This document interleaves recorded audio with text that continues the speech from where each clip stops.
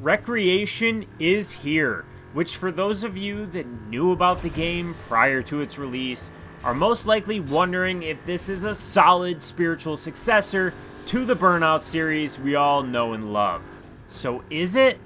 That's what I'm here to give you the lowdown on. But before we get started with the review, I do want to thank THQ Nordic for the early access to cover the game, and as a result, I only played this single player since I was playing it a bit early, but do take note that you can absolutely play this multiplayer with some friends, and it even has some leaderboards and stat tracking to compete with them as well.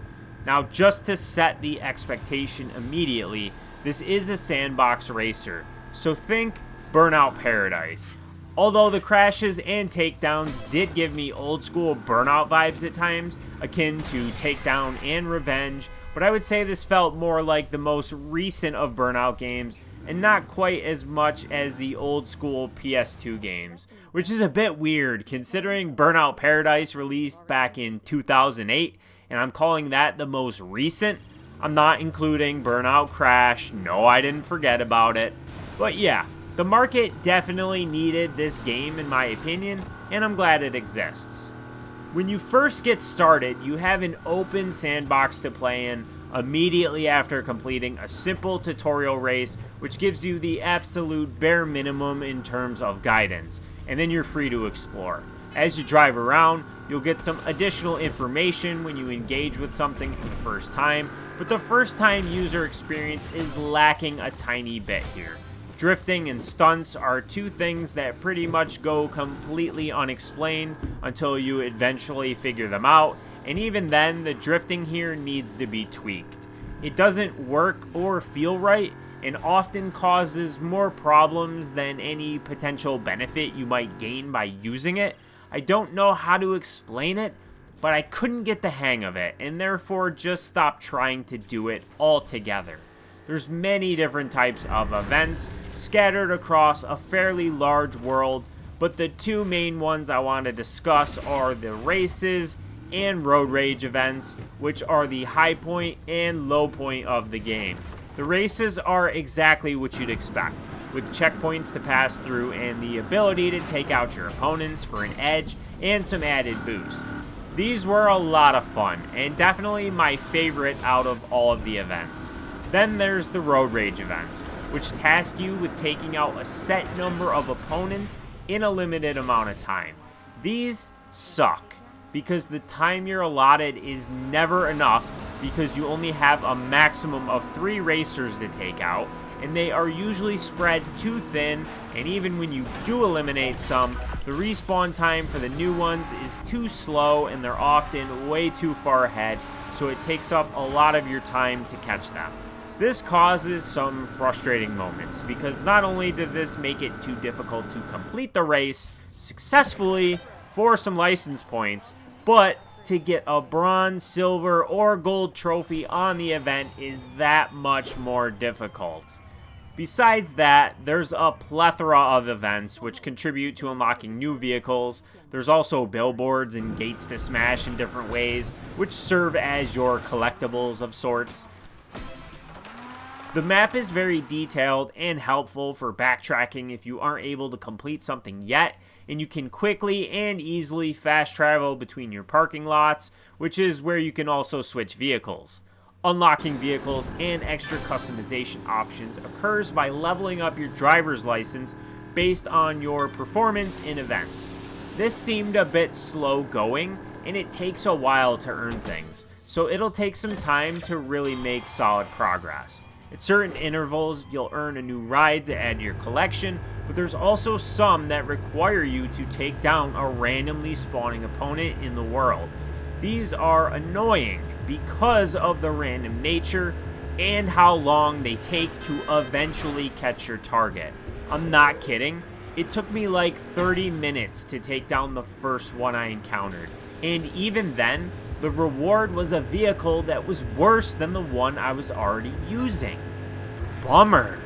As far as the driving goes, it's very responsive and has just the right amount of arcade feel to it, Earning boost by driving risky and then using that effectively is a crucial part of the experience, but one that I found to be enjoyable. Smashing your opponents has a heavy feel to it.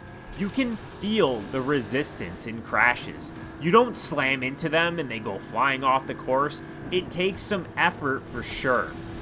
All of that is the core part of the experience that's laid out for you, but the rest of the fun comes from all the customization and building you can do. You can customize your cars quite a bit, change the time of day, weather, and music station at will, build on the fly using unlocked ramps, loops, and more, make your own events. There's a lot of effort that went into the sandbox component. They really want you to build and customize to your liking, and you can share your creations with friends with the online multiplayer. I think this part of it is absolutely fantastic, and if you have a creative mind, which I do not, you'll have a blast with this part of the game. This is all good, especially because the world is a bit bland on its own and fairly uninteresting. Driving around the world map, I came across very few locations that felt unique. Driving around, exploring, and uncovering the world was still chill though, and enjoyable, but I did want to note my criticisms of the environment variety. Overall, I think Wreckreation is fun, but definitely needs some improvements to make this a hit. There's some technical rough edges and hiccups at times that I think are tied to traveling fast and the game needing to load more of its large open world. There's also some balancing issues with some events not feeling fun as a result, which I laid out the main one I disliked. Also, the crashes at times, while satisfying to watch when you take out an opponent, if you do so right before a turn, you technically keep moving and it'll put you straight into a wall instead of taking the turn for you. This happened to me at least a few times, and if you're doing a race, it can really slow you down and cause you to miss out on first place or earning a trophy, which is frustrating. I think Wreckreation is a good game and one Burnout fans are likely to enjoy, but I think it still needs some improvements to make it a great game. There's no doubt in my mind this would be more fun with friends versus the single player, and obviously if you enjoy building and customizing to your heart's content, it's going to offer a lot more than if you don't like to do those things. So there's many variables that go into whether or not this is the right game for you. It might be worth waiting a few weeks to see if they polish up a few rough spots, because odds are the early adopters are going to echo a lot of the same feelings I had while playing. But if you like what you saw, there's plenty of fun to be had in Wreckreation, and I'm looking forward to seeing their next steps, so I can dive back in and hopefully have more fun with it than I did the first time around playing it for this review.